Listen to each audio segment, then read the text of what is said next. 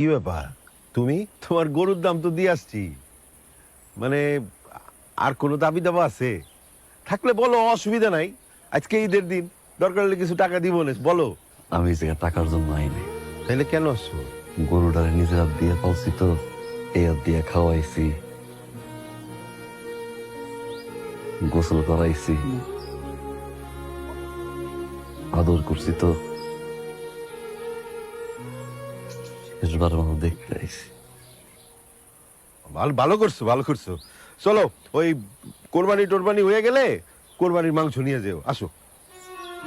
এই এই কলা পাতা ঠিকঠাক আছে তো? কম হয়ে গেল না?